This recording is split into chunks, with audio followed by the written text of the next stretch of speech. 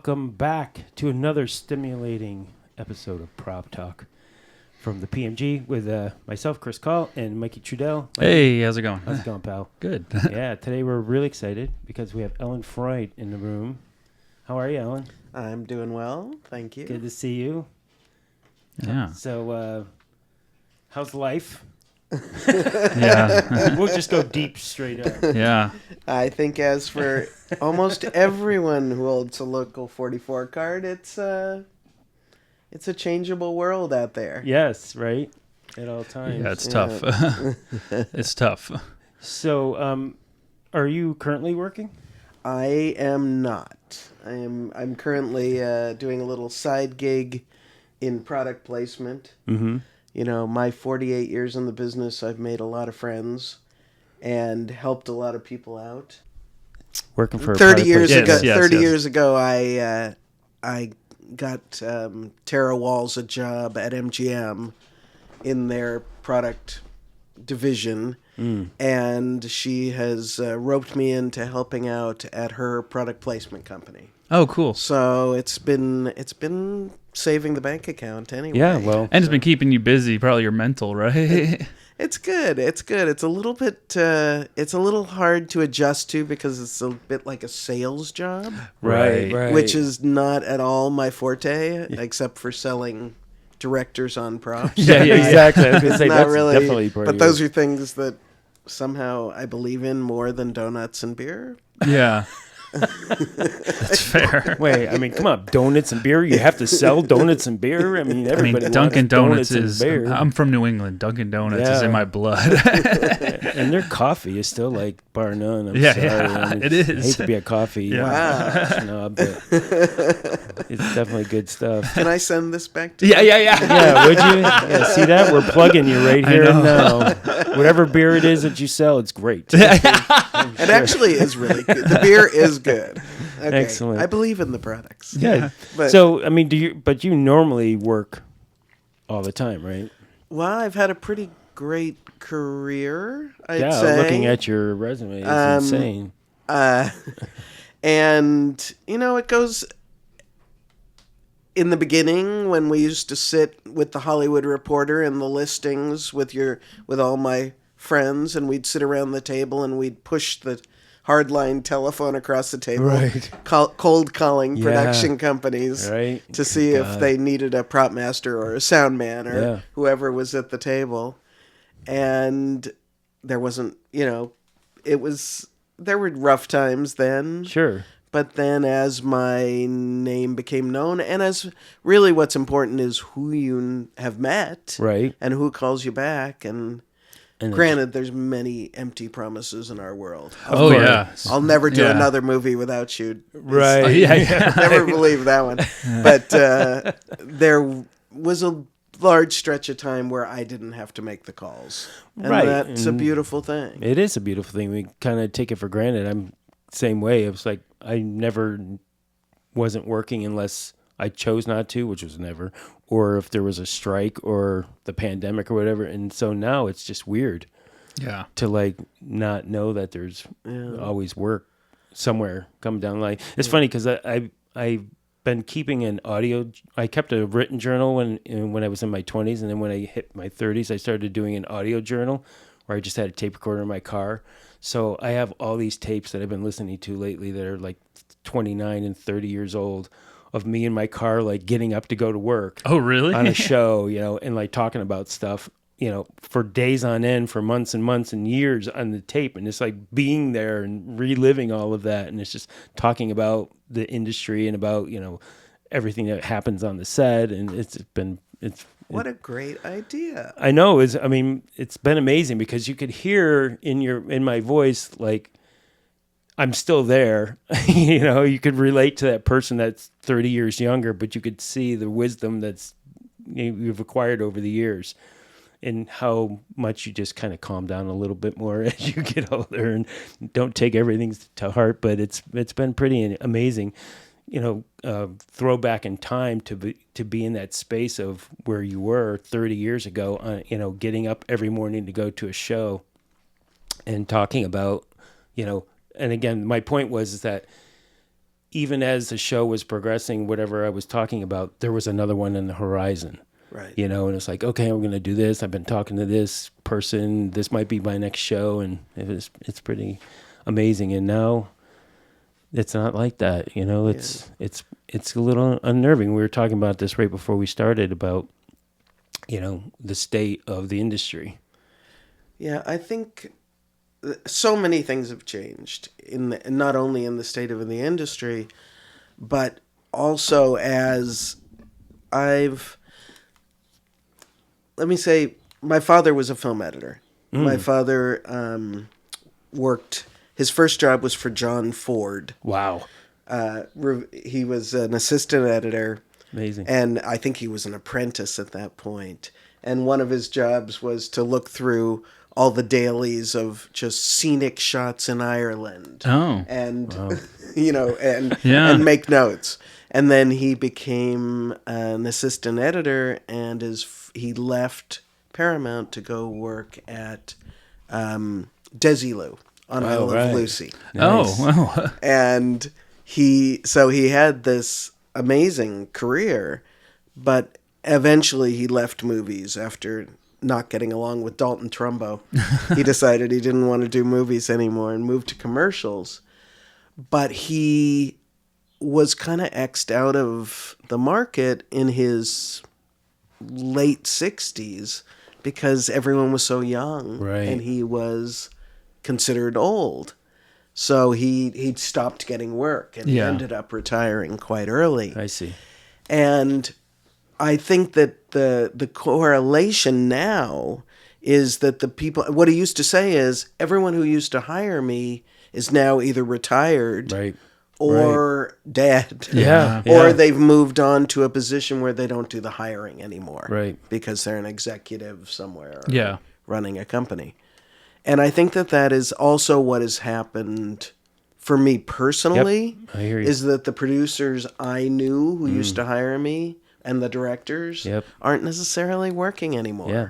Or they can't get jobs because they're considered old. Yeah. Or, I mean, I think that's one arm of what's going on. Absolutely. The other arm is financial, the way the studios Right. and are running things, and the streaming and the price points that they want to hit just don't include me. I'm Well, it's just a lot of that, like you said, is because the shift that's happened in the algorithm of production. There's just a lot less, Yeah. you know, and they've moved a lot of it out of Hollywood, you know, and they don't know, and nobody knows who I am in those production managers don't know who I am. right, 100%. And those directors don't know. And who I hate to say it, but I think there's a lot of them that don't care that about the quality, you know, so like just get somebody in there as long as we're going to save a buck. And that's not to disparage anybody else around the world that's doing great work, because there are people that are. But I think that, you know, and again, what we talked about earlier, like in Budapest, the crews all over the world are great now. Okay. Yeah, yeah. It's no longer, you know, an ancillary crew that helps a Hollywood prop master. There are great prop masters everywhere. So, you know, we're kind of feeling the effects of that too. Yeah. Oh, well, it was a moment of total pride last year to have Balash Right? win the award Yeah. at the first Definitely. MacGuffin Awards, because I take some responsibility for making him what he is. Right. So, yeah, talk about that. So, how did you meet those guys? Well, I met them on in Budapest Mm-hmm. on The Alienist, Okay. season 1 of The Alienist, and then I went back for season 2 a couple years later. But I've always believed that I can pretty much pick up a crew anywhere and work with them. So I haven't been someone who fights to bring my assistants, Right. unless I hit a snag. Sure. If I hit a snag, my first answer is give me someone I can trust. Yeah. Right. But I'm always willing to give it a try. Yeah. And I just lucked out into, and I think it was Doug Harlocker who recommended Andras. Okay. And Andras Szabo, he just turned out to be the perfect person to build a crew who would, number one, when you're dealing with Eastern Europe, respect a woman boss, which is another whole subject. I'll bet. And a crew who he felt had the artistic vision to do what we needed to do to create 1899. Yeah. So that's how I met. That's how I met Andras, brought on Balash, and then a wonderful crew of people, and the joy of working in. And I'd done it before. I'd done like 20 years before. I'd been in Prague, and had a wonderful crew there too. But the joy of working in those countries is that I get to build a crew with my leather makers and my glass blowers and my construction people, and they're all mine. Yeah. Right. And so we can build anything, we can do anything. Yeah. And a show that, like Alienist, we were building crazy things. I'll bet. And everything had to be perfect. Yeah. And it just to have that crew is just changed my world. Yeah. Because so many times here I'd have a job, I'd want to build something, and I'd go into any kind of prop building house and look at the dollar signs and go, yeah, no, I can't. And Because, I mean, my resume is eclectic and interesting, but it has always been, except for a few exceptions, a big budget, which is Sure. not really been the things I've enjoyed. I've always been a little bit of a low budget, mid range. I started with Roger Corman, Nice. so I learned, and I was non-union in that day. Mm-hmm. I was thinking about a few things that were worth talking about. I was non-union along with so many other people, and that's something that's coming back around. It seems cyclical of non-union productions, but all of us wanted to be in the union, of course. Sure. And I was in a spate of organization where a bunch of Canon films, and I was on Masters of the Universe. Okay. And I can't remember what the others were on, but it was Trish Gallagher and Paul Aarons and Ed Brewer. And the four of us all were on Canon shows that got busted all at once. Wow. And we all signed union. Right. And then the union didn't want to let us in as prop masters, even though we were all prop masters. So the four of us ended up filing a suit with the NLRB. Oh. Well, what year was this? Approximately. What year was Masters of the Universe? I want to say it was 80, 86, 87. So the four of us were enlisted, could join the union, but Right. they wanted us to join as assistants then get the hours. Interesting. And so we filed a suit with the NLRB. Mm-hmm. And the suit was... Sorry, I'm all over the place. Oh, you're okay. good. It's all You're doing good. great. The suit was dismissed. So essentially we lost the suit, but the union let us all in as prop masters. Oh. So I think it was a matter of not wanting to look bad on paper. Right. Sure. Or not wanting to set a precedent. Right. So a deal was made, and the four of us got in as property masters. And was there any ramifications that came from that you felt? None. For me, the ramification, that was 1987, Right. 87, and I just didn't know anyone in the union. Right. So I didn't join the union till 1990 because, even though I could, Sure. because I couldn't get a job. Right. And I didn't really have the kind of money to put forth to the union membership, which was a lot of money. Yeah. And so I waited till I got a union job. And then they came after me saying, "You have not joined the union." Oh, by the way. So I did that. Wow. Yeah. So, go ahead. Yeah. So I did want to... this is sort of jumping through, but I did want to talk about what retirement Yeah. brings. Yeah. and what the idea of retirement brings Yeah. and how it feels, because I didn't intend to retire. Yeah. I figured I would keep working. I Right. really love what I do, Mm-hmm. and the niche that I seem to have gotten myself into of all period films, Right. mostly TV shows, with really wonderful people, has been just so much fun. Yeah. Because for me, always, I said I did a couple of big budget films, but for me, it was always about research and learning new things and going new places. So I had gotten myself in a beautiful niche for the last 7 years of traveling all over the world. Right. And being with, mostly with Mara Lepere-Schloop, a production designer who's just brilliant, and David Brisbane, another designer who also traveled a lot and took me along.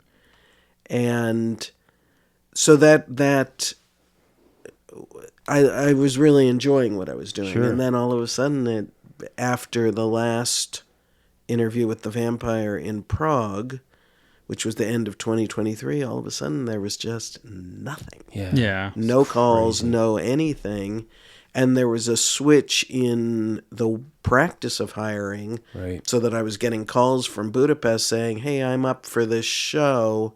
They're not, and it was all my assistants there Right. up for shows, because they weren't going to bring any prop masters in anymore. Right, because they're And cutting budgets. true everywhere. Right. I mean, Right. I spent so much of my career traveling around this country, around other countries, North, South America. But what happened was the feeling of not being willing to quit and not Yeah. not Right. wanting to admit I was retired, Right. but also not having any work, and so I was feeling forcibly ejected. Yeah. And it was a really awful feeling of, I guess, and am I ready to retire? I don't know. Not really. Right. Well, that was monetarily or physically, I Sure. didn't feel ready. And then there was also the emotional component of, if I'm not a property master, which is what I've done for 48 Yes. years, Yeah. what am I? Yeah. Who am I? Yeah. And so that's been a rough kind of time. And I just was, my mantra was, where's my gold watch? Right. Where's my, where yeah. is that, Yeah. where's that acknowledgement Sure. of what I've done and Right. how and two things happened and then a third thing was that I kind of didn't want to end my career on an interview with the vampire. Right. I felt it was Sure. such a hard show, Mm-hmm. and it was with the strikes in the middle and a lot of sexism in Prague, and a lot of weird treatment, Right. and it was a very difficult show. And so I had all those things going, and then I had a dinner with Mara, who was here. She took a show in England, Okay. Harry Potter series, Wow. and she called me up and said, "Well, do you want to come on it?" And I said, "Well, yes, of course, but they're never going to bring me." No, And yeah.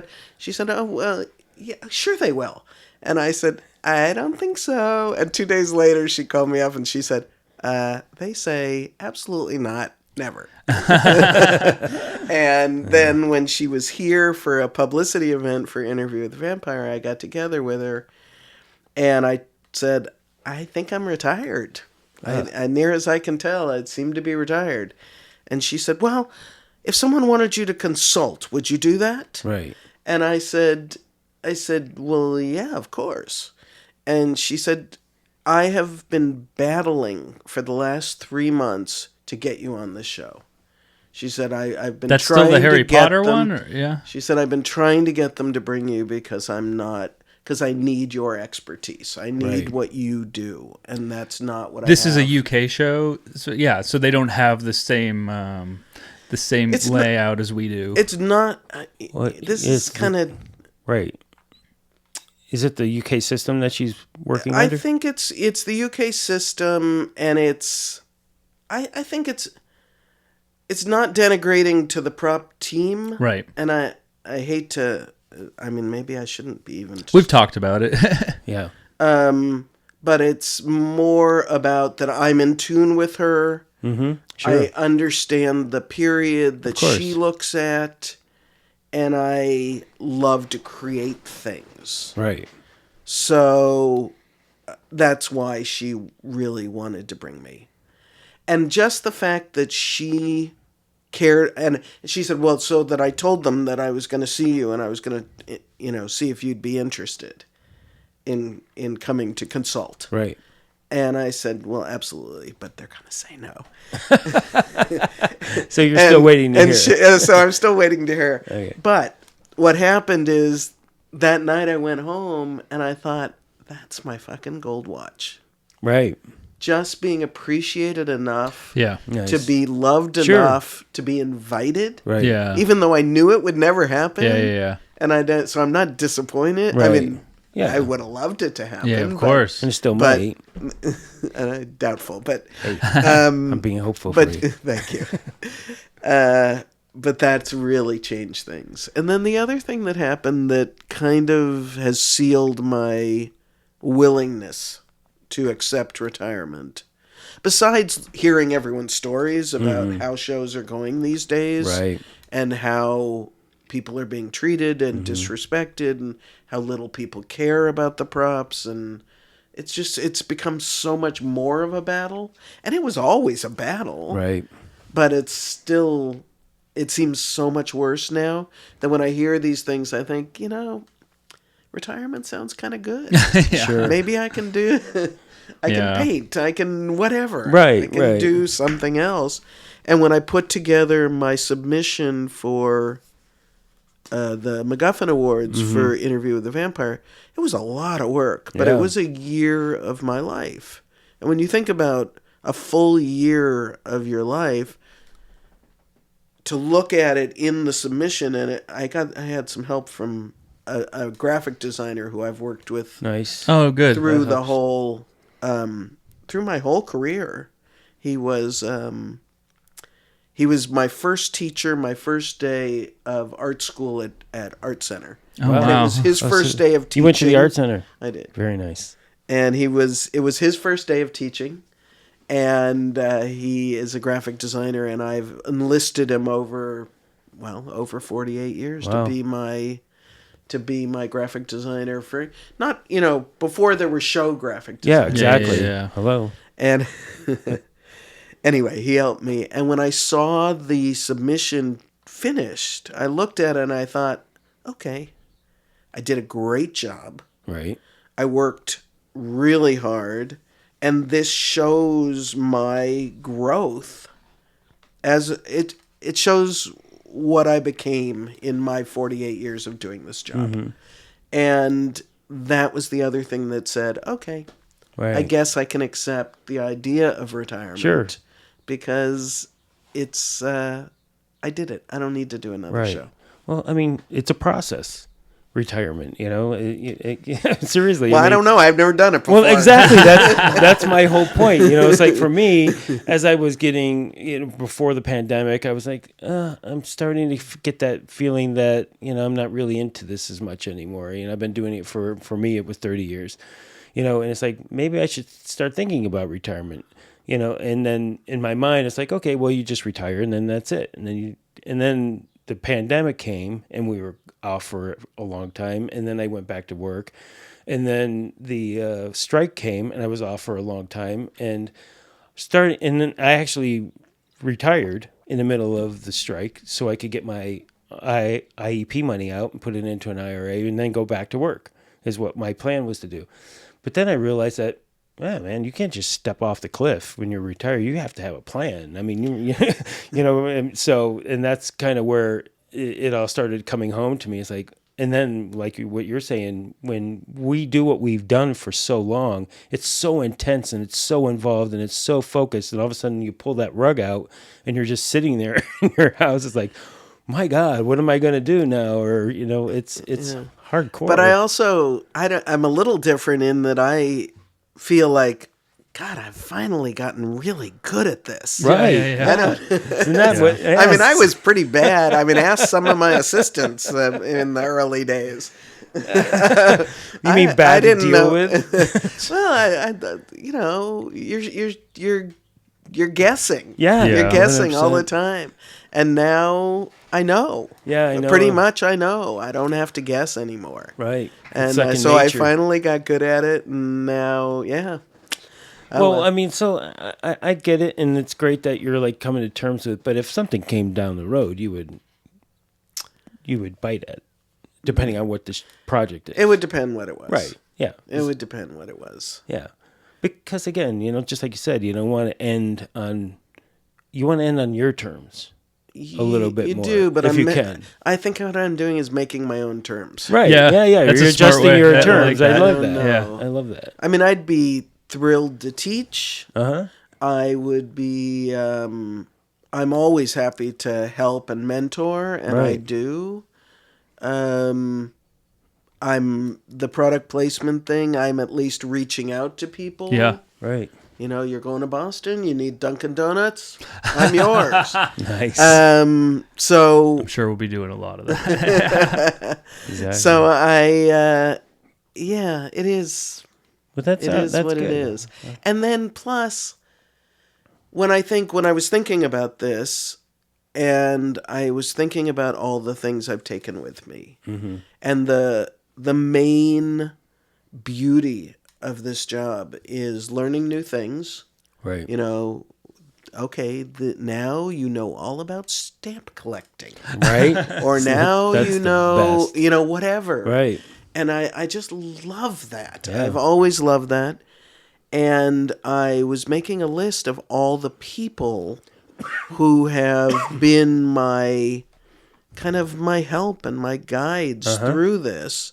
And people like the book dealers. I'm going to refer to please my do. list, but I've Vagabond Books. Okay. Who you call up Craig and Patty and you say, it's either for research or for on camera. I need this, and this.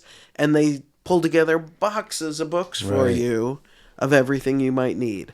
I need books that were published in 1927, and they all have to have red covers. Wow. Whatever. Is this a local vendor? They're local. Nice. They're local. There was a bottle guy who I met before the internet when I was on, that movie. Yeah. In Texas, Leap of Faith. Ah. The Steve Martin. Right. And we, the decorator and I each took, she had like $50,000 and I had about $10,000. Wow. And we went out to the biggest swap meet in Texas. Yes. Nice. And we took 2 trucks with us, and we spent 2 days there just shopping. Wow. And Love that. at that swap meet, I met obsessive bottle guy who was from Minnesota. Mm. And so that was, I don't know what year that was, but Right. I have kept that relationship with him. Oh, nice. And he has sent me bottles of exact time periods and labels. He was also a label guy. They sent them to Budapest. He sent them to Brilliant. Mexico. He sent that wherever I Yeah. need. He has that, and he knows everything about the Mad Men he provided me because that bet. was such a hard thing to find. Those things that people consider trash. Right. And it this was someone who did not consider bottles trash. right. And so Steve was Thank amazing. God there's people like that. Well, And then, and that was then before the eyeglasses eBay. and the Yeah. watch guy. And Right. I have 3 different pen guys. I've got one in Vienna who can make anything. Nice. I've got one in England. I've got Right. one in Texas who only does ballpoints. And he did every season of Mad Men. He would send me a new box of pens. That's so awesome. So if it was 1967, I had 1 box of pens. But 1968, I could switch it up. Yeah. And I could go to this. And, when we hit 1970, I Right. mean, wow. That's amazing. Such great pens. Yeah, and remember we all used to have the binders with all the business cards in them. That was like your Bible. I think I still have those. I have mine somewhere. What do you do with them? I don't know. And well, now they're just archival. Should right? we start a bonfire? I don't know. I don't know. There's one of those things where 50 years from now, somebody will find it and be like, "Look at this thing! It's Yeah. amazing." Yeah. And just developing those relationships. Yes, The guy who made the ice for Mad Men. Right. I talked him into building 1-inch square cubes. Right. And the barkeeper, do you know that story? Yes, out I in- love Barkeeper. Joe, who's no longer, he sold Barkeeper, but he collected basically all of the glass sets for Mad Men for me. Wow. He Nice. put them all together, and because he would travel around the country just buying up Right. bar sets. Yeah, well, I mean, now of course we have eBay, which is very helpful, but there is you don't have that human touch. Yeah, And that's what's sad. Well, and the knowledge. Yes. You can't, yeah. Well, you have to kind of do it on your own. Right? Yeah. You have to figure it And out. on Mad Men, I had the shelf of miniatures, which Okay. was everything I thought I was buying that Yeah. was full size Right. on eBay or Etsy. And it turned out to be little miniature right, doll exactly. comb Yeah. or Right. They put it against a the white background. teapot. You can't And tell. Right. somehow I was in a rush and neglected to notice that was only an inch tall. That's hysterical. That is so funny. Yeah. So yeah, we were actually talking about Mad Men because you brought it up, and of course everybody loves that show. And you did four seasons, 5 I seasons? did. How 56 many- episodes. I did 56 episodes. I started in the middle of the 3rd season, and there were 7 seasons. Right. So Yeah, and you were saying that this was your first TV. I'd done TV movies, Right. Well, which also we all but- tried to avoid, that and pilots. Yeah, I did a bunch of TV. I was like a Hallmark guy for a while in Pittsburgh. Oh, really? Yeah, I did so Those are many all Hallmark. Christmas movies and stuff. Some of them were. I mean, I worked with Joanne Woodward, which was like the love of my life, and I did 2 movies back to back with her that were both Hallmark. And Laura Linney, it was like one of her first movies I did with her and James Gardner. So whatever, So it was feel good movies, more or less. But They still are. yeah, they still are. But jumping into Mad Men is your first series. Yeah. That's episodic. It's a huge series for It your was, first it series. was, and I had no clue what I was in for. I Right. really didn't. And Matthew Weiner is a perfectionist. Mm-hmm. He had a lot of ideas, and everything had to be proven. So Right. I had always been good at period, and I always Sure. cared about period. But Matt was taking it 5 steps further. So if the cereal box we created, I had to prove that cereal box was actually around in March of Right. 1967. Yeah. And the only way I found to prove it was to find Magazine? a coupon, a store coupon that had a picture of that box with an When expiration date. Nice. So those sorts Again, of things. yeah, before there was eBay and and so much internet research, you had to like dig for all these things. there was all A yeah, little but bit. there was, and there were a few obsessive people who were packaging collectors. Right. who I Right. found. The New York Public Library was an incredible help on Mad Men I'll bet. because they have these files, these picture files Right. that aren't online, Right. and then their menu people. Yeah. It was Amazing. It was a fantastic experience. I'm sure. It really was. I learned so much. I worked so hard. My crew was incredible. And once I got the system down, it was still hard, Sure. but it was at least I could eat the bear instead of the bear eating me. Yeah, right. With the bear's always breathing down your neck, though. It's just like you said, you do And that his first name is episode. Matthew Weiner.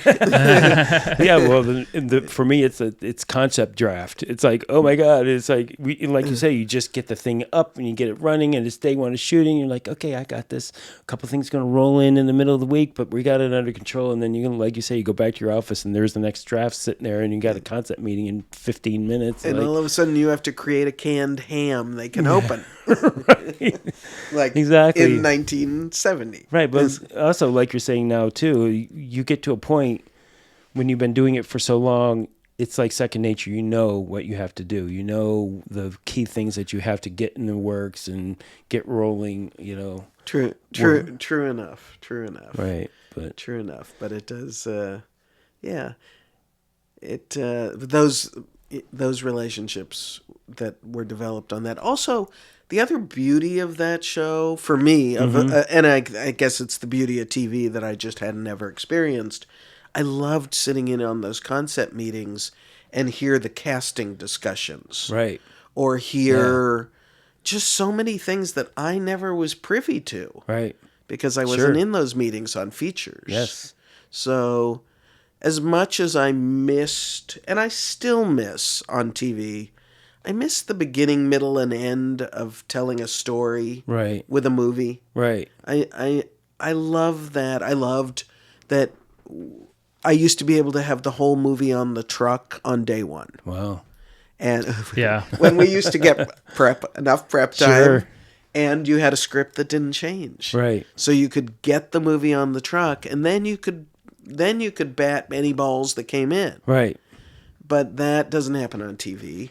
And also, I've always been a storyteller. That was Right. my interest. Yeah. So when you don't know what the story you're telling is because they haven't written that episode Right. yet, I missed that little encapsulation of Sure. of having a story. Right. Well, that's the other thing. We talked about this with Michael Bates last time too. As far as when you're doing features, especially, you do your prep, you get all ready. It's all, like you say, it's all in the truck, and then you start shooting, and then you're on set, and you're getting to be and manage everything on set. But then television, you don't get that luxury of being on set. You're always one step ahead and prepping the next episode. Was that hard for you to give up that? It's being on the really set? hard because it made me sad so many Yeah. times when what I intended to be on camera wasn't on camera. Yeah. Or it was misused, Right. or it was you have to give. I guess I've always been a little bit of a control freak. Sure. Well, yeah, that's why you're a prop master. Yeah. And to give that up is hard, but there's just no way you can do that. Well, I wanted to explore that issue because I was thinking about this and I was listening to the Michael Bates podcast. I was thinking about that concept of, again, television is different in the sense that we do have to be in all these meetings, but is there a way that we can get that back? Where as a property master, you could start a TV show and you can say, okay, listen, I'm the property master, but I'm also bringing in my assistant property master has the experience to be able to go to all these meetings so I can be on set and I'll still oversee everything, but I'm going to be the point person on set and this person is going to be going to all the meetings. And I think it might be possible for someone. Right. It's Yeah. not possible for me. Yeah. It's not possible for me because you develop those relationships. sure. So that Matt Weiner relationship, or whoever your showrunner is, Right. and your designer, that you're sitting Right. around during the day with the designer saying, okay, tell me what we're doing, so you have the big picture. Sure. And that's where in TV, that's where the creativity is. Right. So if you look at what I presented true. for Interview with the Vampire, those items wouldn't have been possible without spending the days with the team developing the ideas, seeing what was right, seeing what worked, Right. getting feedback from the designer, from the showrunner. Those things, it couldn't happen that way. Right. The best you can do, for me, the best I could do is try to get the set crew to send me pictures of everything as it's going in front of camera. Yeah. And that never happens. Never happens. I mean, So- and that's always the rub for me, is no matter how hard you work, you have to then turn, it's like giving your baby to the babysitter, It's Well, and that's why you have to find, as I did, a Johnny Youngblood. right. Because without Johnny Youngblood is the guy, Right. as far as I'm concerned. There is nobody who is more attuned to what's right and thinks ahead and thinks in the present and knows what I want. Right. And he was your set master. He was my set. Yeah. Yeah. I guess he's called first assistant, but he's Right. set master. Right. Yeah. Terminology has changed. Terminology has changed, exactly. Yes. There's something else I want to mention. It might not belong in this moment, but I did want to talk a little bit about being a woman. Yes. Yeah. I definitely want to talk about that. In this business, because, without Emily Ferry, we wouldn't be here at all. Right. And I don't Hope. think. Yeah. And Hope. And since I was one of the first 10 women in as prop masters in 44, maybe one of the first 5. Really? Sure. Yeah, I think I was number 4. Okay. And I'm not sure who holds that bit of history, but that's the lore anyway. And I was thinking this morning about an interview. I was brought in on a film to interview, a film called Witness, about Kelly McGillis film about the Quaker Quakers, right? Yeah. And Harrison Ford. Harrison Ford, right. And the producer who brought me in and interviewed me looked at me and he said, "So I wasn't really ever going to hire you, but I wanted to see what a woman prop master was like, because I've never heard of such a thing." Wow. I guess I have to start somewhere. Jeez. And so I left. Obviously, didn't get that job. Wow. And I was thinking about... You didn't get the job, or you didn't take that job? I didn't get that. Well, I wasn't offered that job. Yeah, there was no option there. And I was thinking over the years how many, many times I've gotten, never with that kind of directness, Sure, but so much sexism that still exists in Eastern Europe, I have to tell you. Right. I mean, it didn't exist in Budapest for me because of the crew that Andras put together for me. Right. But it existed in Prague. And my first day in Prague, when I asked my assistant there, I said, "So we're going to have a crew of 14 people. I'd like to have at least 4 of them be women." And he looked me straight in the eye and he said, "Women don't do props." Wow.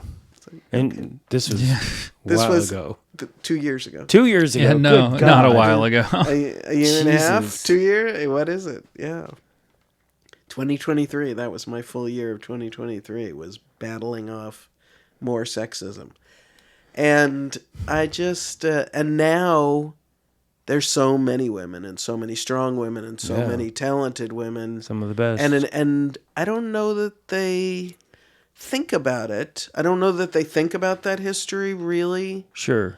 And I do think, I used to think when I would go to set or even on an interview, I gave a lot of thought to how I dressed, because you gotta, I'd wear jeans so I looked like I could work. Right. Then I'd wear, just a nice looking shirt so they could see I had taste. Right. And then I'd wear earrings because I wanted to have some part of being Style. a girl. Right, sure.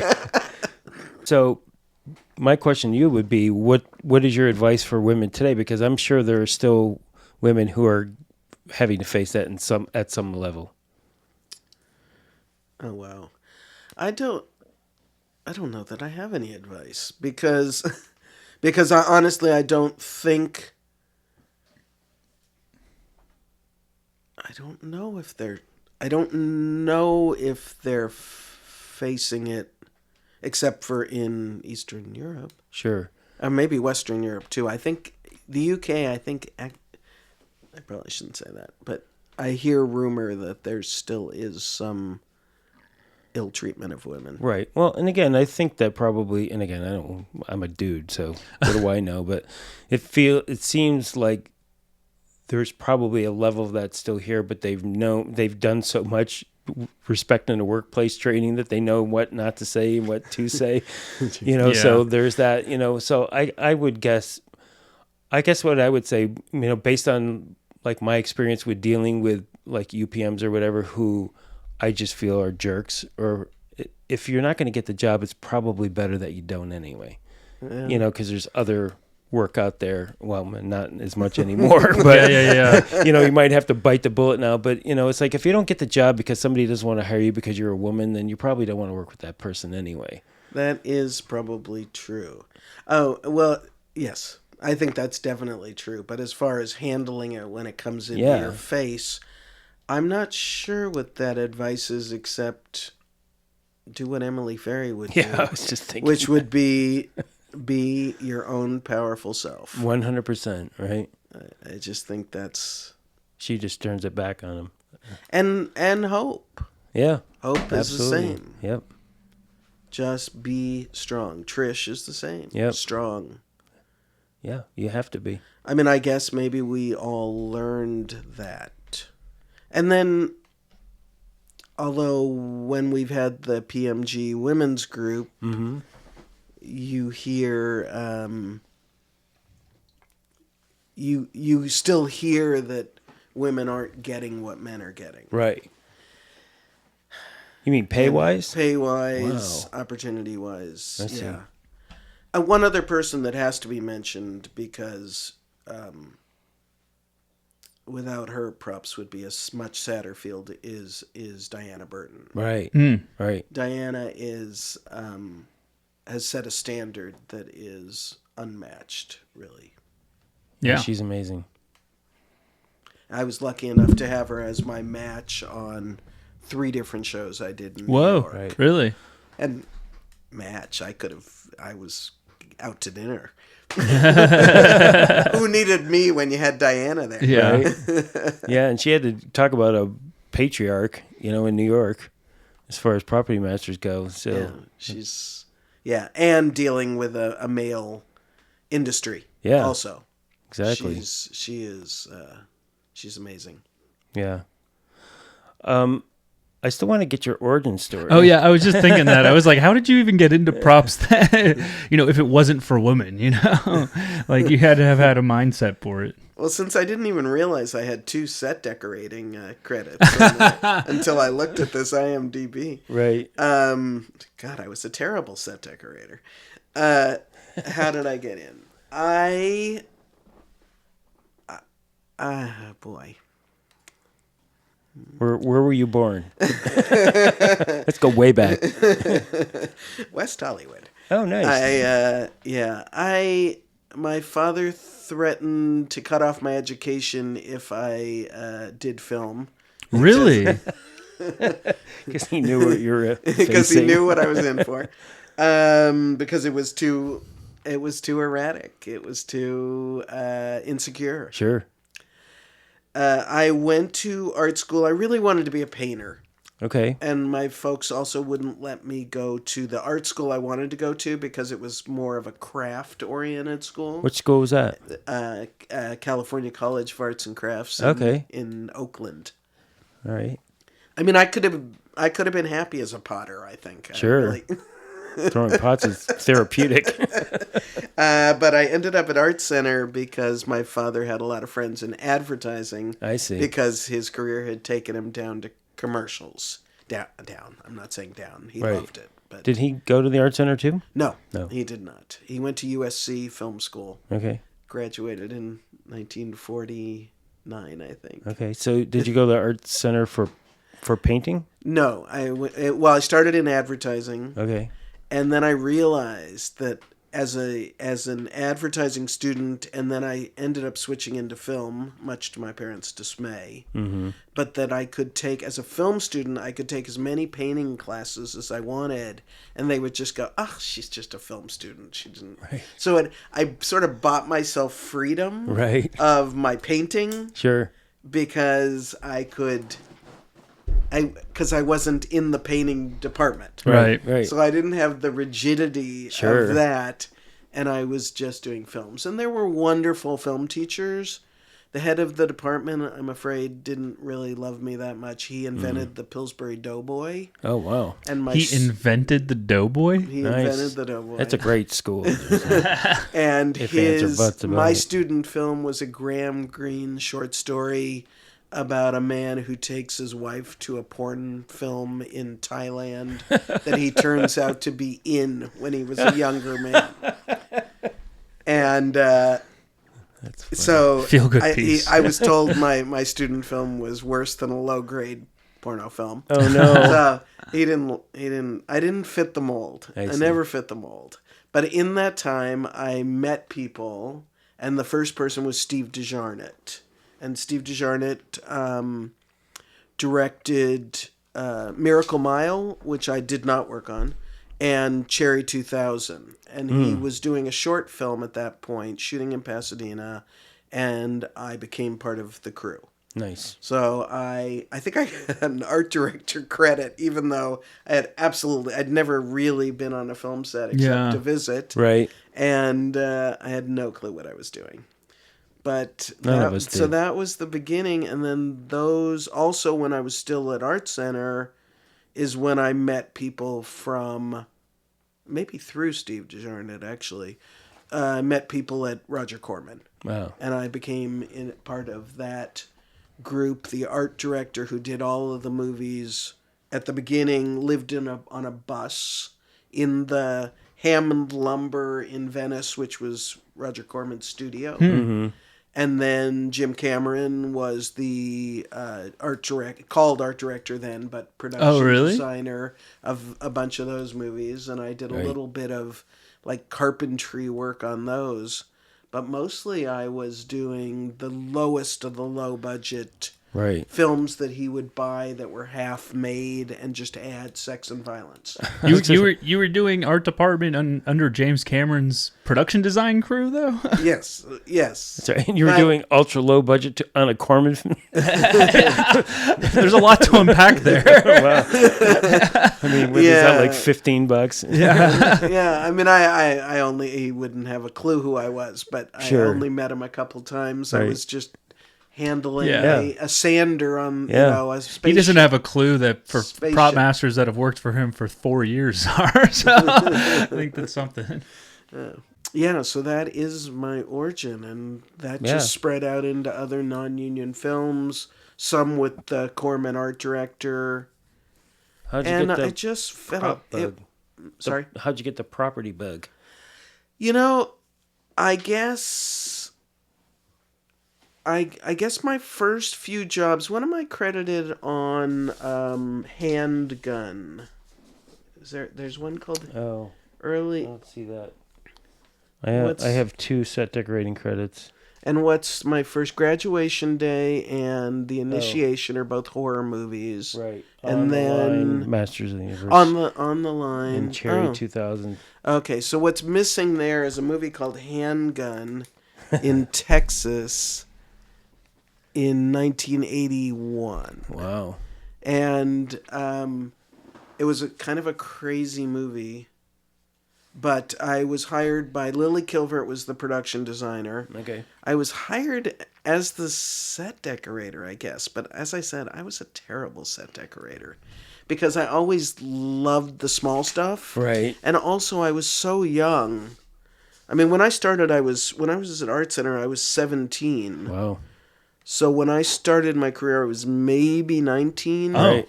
Yep. So I was the youngest person on any set. Right. Now I'm the oldest person. Yep. I'm with you on that one. It's weird. Yep.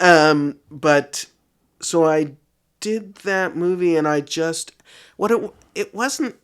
Part of it was props that I've always loved. I mean, I'm the person who set up full-scale farms as a child. Nice. With all the little animals that I made and whatever.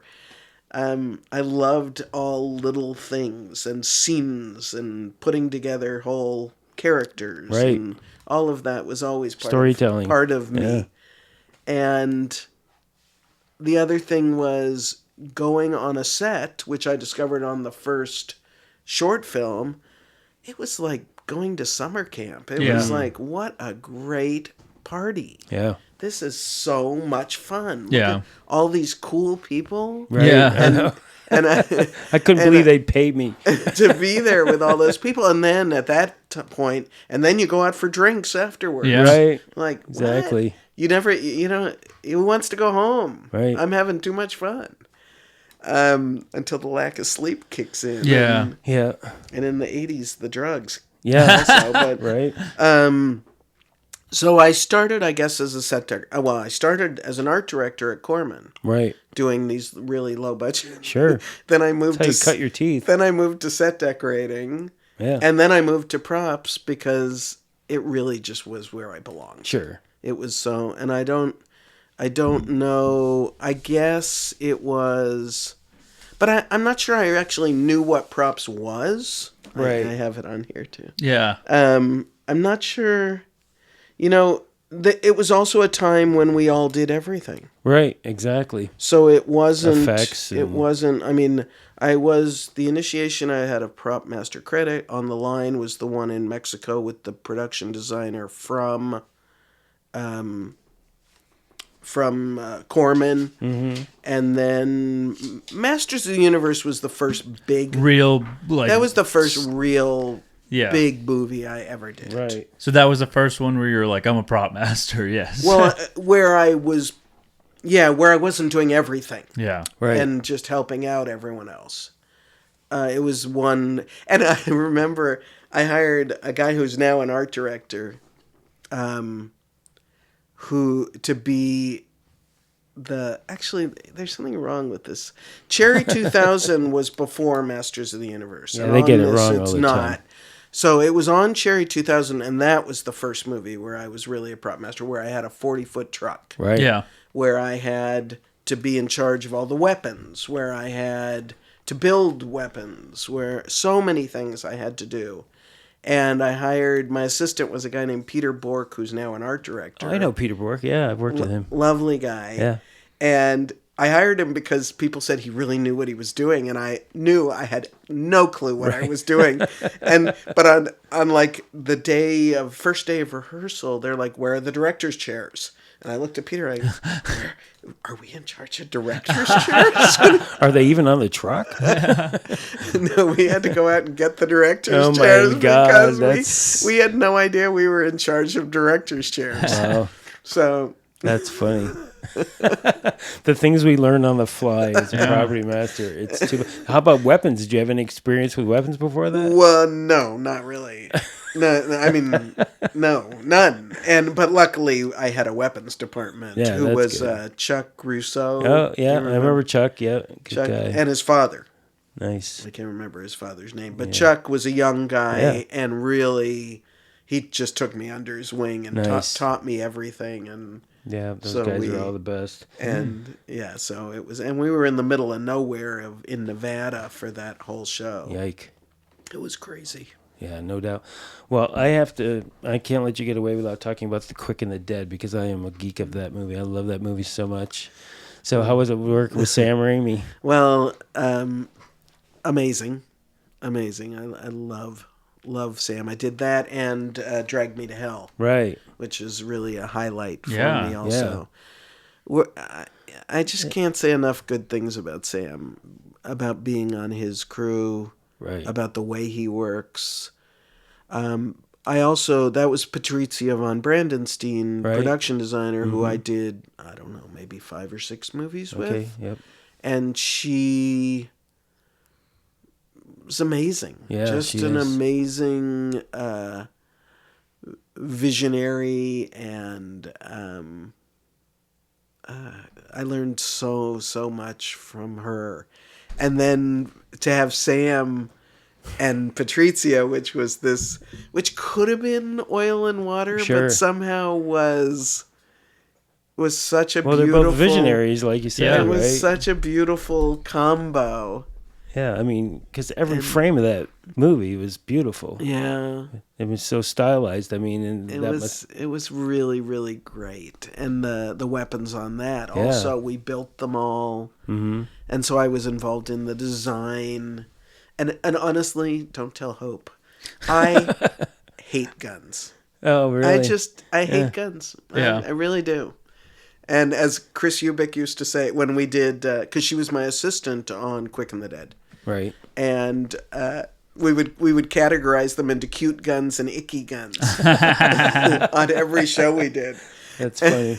And those were all cute guns on that. So They were all cute guns, they for were sure. They were all cute guns, and it was. I know that Sam. I didn't realize this till later. I did 2 other things with Sam. I did Drag Me to Hell, and then Right. I did recently a pilot with him. Oh, nice. Or recent, I don't know. Sometime. Time loses all meaning. Yeah. And Sam's experience on The Quick and the Dead was not good. Oh, wasn't it? He was, well, first off, We had a lot of big stars on that. it was Gene Hackman, Yep. who I had done 3 movies with. Nice. And had a great relationship with. What a guy. But he did not treat Sam well. Oh, that's unfortunate. And he didn't. Sam had so many great, wild ideas. Yeah. Like, the camera's going to go through your legs, and then it's going to come up and turn Right. around. And You Gene go- Hackman would turn to him and say, no, it's not. Wow. So, That's too bad. and then Sharon Stone, who I got along with really well, but there were issues there, and studio issues, and clothing issues. And Right. there was so many things that came up. Yeah. Because, as it does, and the reason I don't love big budget movies is that's when it happens. Right. That's when there's that much money at stake. Like when you get to Vanilla Sky, Yeah. it's just too big. You're wasting so much money. And I think my Roger Corman training just Right. makes my heart hurt when Sure. I waste money. Yeah. So Yeah. And then they just get into the minutia of stuff. I mean, her wardrobe on that movie was a little. but they wanted her Contrived. to be sexy. And, Well, she's sexy, yeah. doing nothing. Yeah. Okay, but that's unfortunate. I mean, and But- then Russell Crowe was like nobody on that movie, right? Yeah, he was. Was he a mess? I have to admit that I have never seen a Russell Crowe movie since that because Oh, really? we hated him so Oh, No whoa. way. Oh, no. that I have never been able to see a Russell Crowe movie. Wow. What was the deal? He spent most of his time handcuffed to the fountain. Sure. And Chris Ubik would take his handcuffs. She would wear them under her shirt to keep them warm. She lined them with moleskin. She, did everything she could to make him comfortable. And he was so awful. Oh, no. Wow. And then his personal stuff with young PAs, that's a whole nother Oh story. my God. See, that just, we don't have to get into here, but Yeah. that colored my view of him sure. Yeah. a lot. Yeah. So I have never seen a Russell Crowe movie. See that's what you get about talking about your heroes. Yeah. Just ruin the Quick and the Dead for. Well, he was such a small part of it. It was Leonardo DiCaprio, one of his Leo. first movies. Yeah, he was like. 14 It or was. something. There were so many great people. I mean, I don't know. that's a Have you talent- ever seen this movie, No, Mikey? I've never Are seen you it. kidding me? It's like the best Western ever made, in my opinion. I mean, it's so stylized. I think you'd love it. Oh, You should interesting. definitely And see then it. there's so many great stories. Yeah, it's a total that's- Sam Raimi movie. Yeah, for sure. it's such a beautiful thing. And Drag Me to Hell was also just Right. a genius movie. I Yeah. mean, I don't like horror movies Sure, in but general, but You've done a lot of is- horror movies I for not know, liking I know. horror movies. Well, in the beginning, you say yes. And in the end, you say yes, too. I don't know. Right. But if you're finding yourself laughing in the movie, then I guess it's okay. Yeah, You know, like my gaffer friend, Ian Kincaid, says, I I just love say yes to everything. He said, it's all going to come out, it's all going to trickle down, but just don't ever say no, because you never know what's going to happen. And I think Worked that's, out well for that's him, good for sure. advice. Yeah. I Just mean, say yes. yes. Yeah, well, he's a good guy, too. I like him.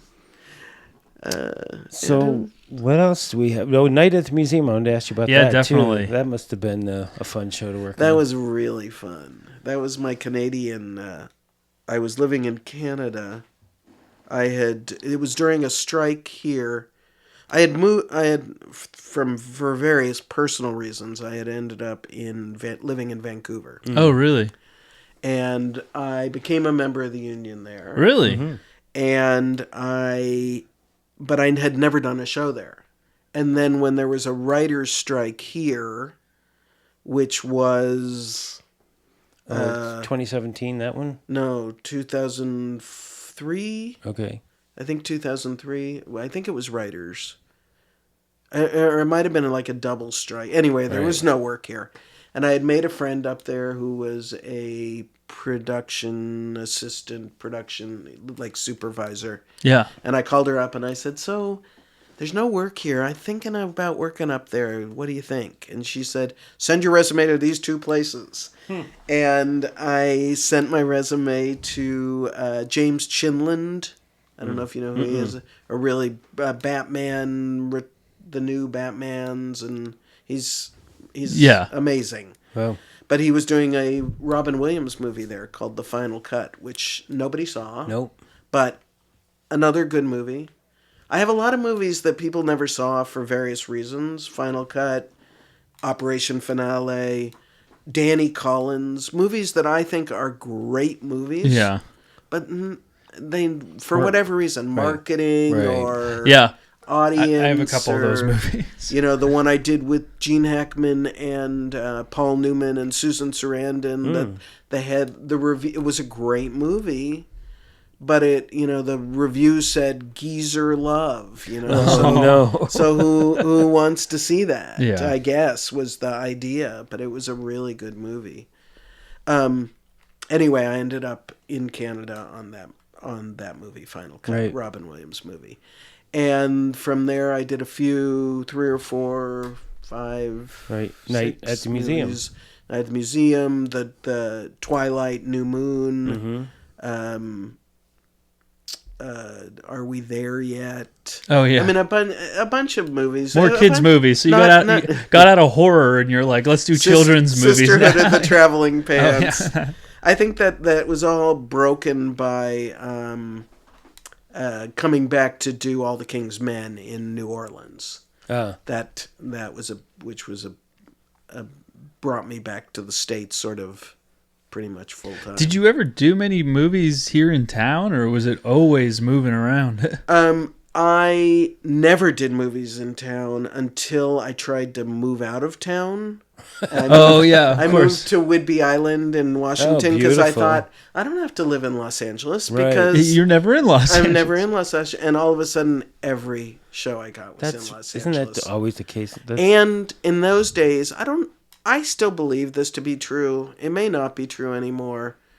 But if you're not here to run into people or accept the coffee date or hear things, you're going to have a harder time getting work. And then it was definitely true because two things. One, people were jealous that you were living somewhere so incredibly beautiful and they were living in downtown Los Angeles. Right. And two, you just weren't, I wasn't running into people. There was no, so they thought I didn't exist anymore. Right, That I'd quit the business or that. Yeah. So I think it's important to be part of your community. How long were you in Whidbey Island? I was in Whidbey Island 6 years. Wow. So you were there for a good stretch then. Yeah. And then went to Vancouver for 10 years. Wow. Almost, actually, by the time I gave up my apartment, it was 13 years. Wow. So up there. But I stopped. It was a good time. It was a good time. Were all those bigger movies you did under the Vancouver Union? I never did anything that wasn't in the Union. I mean, under the Vancouver local. Yes. Yeah. Yes. So you worked solely under the Vancouver local for a good while then before. Oh, you're right. That's why I had the lapse in service that wreaked havoc with my union, my retirement. Yeah. Exactly. Oh, no. Exactly. That's unfortunate. Yeah. But yes, I did. That was it. And Night at the Museum was a really special one because it played to all the, of the strengths of research, and it was really fun. Well, all those, you went from like all these like crazy like gore horror type stuff to a lot of feel good movies, which I guess was a different relief. You have a lot of range in your resume. There was a point when I did say, because as I said, I don't like guns, but I started getting a lot of gun movies because my reputation was one of being incredibly responsible. Sure. Yeah. And people would say, "Oh, she's really good with guns because I hated them so much that I was like, check, double check, triple check." And I kept getting these gun movies, and finally I said, "You know what? no more. Right. I'm not doing a movie that has a gun in it. If it's one gun just walking Sure. through in the background, Right. okay. But I'm not doing any more gun movies. Yeah. And I can't remember when it was that I made that decision, but it was a decision Yeah. to do that. That makes sense. Would you do a gun movie now? Which movie? The gun movie? Just any gun movie now. Well, I did a It's just- season of Jack Ryan. Oh yeah, saw that's a that. huge Men gun and movie. Guns, Actually, that's I a know. huge gun movie. I know. And you shot everywhere on that, right? We did. We were in Colombia. We were in England. We were in we were in New York. Thank you, Diana Burton. We were. They went to Russia. They didn't take me. They were sorry. Especially, and you did the Romanovs too, so they should have. But I only did the Romanovs here. Oh, one episode. I see. I only did the one pilot? episode. No, the one that was in Los Angeles. I see. Got it. Yeah. Another really fun one that was a gun movie, but made complicated by being in Mexico, was an HBO movie called starring Pancho Villa as himself. And it was a movie about a guy who filmed Pancho Villa. It was a true story, and it was so much fun in Mexico, but dealing with guns in Mexico, even more complicated. The person who saved me on that was Chuck Askernes, who came down to San Miguel de Allende and was on set when I needed it so badly. Nice. But that was a lot of fun. Yeah.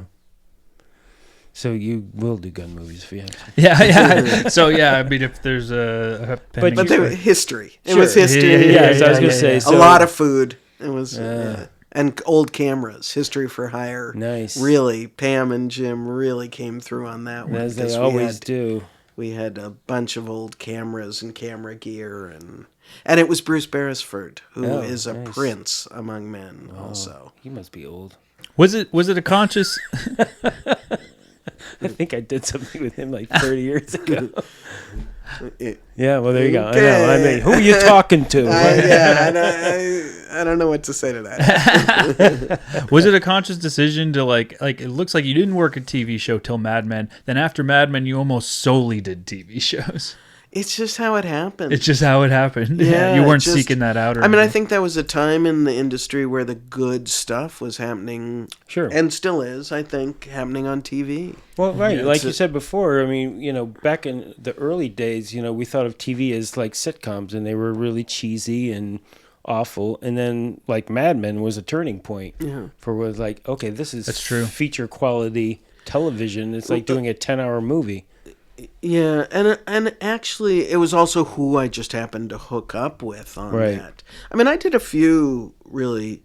Burlesque was maybe the worst experience of my career, although it has the greatest stories attached to it. I'll And bet. then Nocturnal Animals was amazing. Although my first prop meeting with Tom Ford, day one of my first prop meeting, he came in the room, and Amy Adams' character had to have a coffee machine, and it was scripted as an espresso. Okay. And they live in this really fancy house in the, with this incredible view, and they're really, really rich. And I said, I think that it shouldn't be an espresso. I really think it should be one of these. And I had some choices of really expensive, fancy espresso machines. And he looked at me and he said, I have an espresso machine. She has an espresso machine. And he turned around and walked out of my office. And apparently he went to the producer and said, I'm going to fire her. Wow. Wow. And somehow he got talked out of firing me. And we became very good collaborators. Well, that's good. And I really liked it a lot. That's funny. And Wrong thing to say. yeah. Wrong time. I still think I'm right. Yeah, I was gonna say. I'm sure you I'm probably gonna fire her off of ego, which happens Right. too much in this. in this industry. 100%. So and then I stumbled into a couple of shows, Insecure and 13 Reasons Why, which both had really great people, but they were present day, I'm sorry, they were good shows. Both really good shows. It just wasn't for me. Sure. It really wasn't. And so then when Alienist came up, which I interviewed in my car, on my way to set on 13 Reasons Why. Oh, really? With my husband driving and the laptop propped up on the dashboard, interviewing with Mara. Nice. In who was already in Budapest, and when that came up, that was my real introduction to TV. Yeah. Right. Jack Ryan came after. Again, it's switched on here in a way that it shouldn't be, but yeah, it's where the quality. Yeah, it's amazing. amazing. It's where the quality is now. Right. And the movies, there's Except still for a the- lot of quality in movies, Right. but they're low budget and they don't want me. Right. I'm they're not super the high right budget. choice, Right. or they're super high budget, Right. and I then don't you want gotta them. deal with all that. I mean, again, I did the Vegas unit of F1, and it was insane the amount of production that was involved with that thing. So it's like, I don't. Yeah, that where's the stuff story? just isn't for me. Yeah, I'm not. it's too much. And more as I get older and less filtered, Yeah, it's even more not for me. exactly. I mean, yeah. Yeah, so I know Ian Kincaid said never to turn anything down, and that's pretty much was your mantra for most of your career too, or were there things that you did turn down? Well, no, I would have loved to follow his advice, but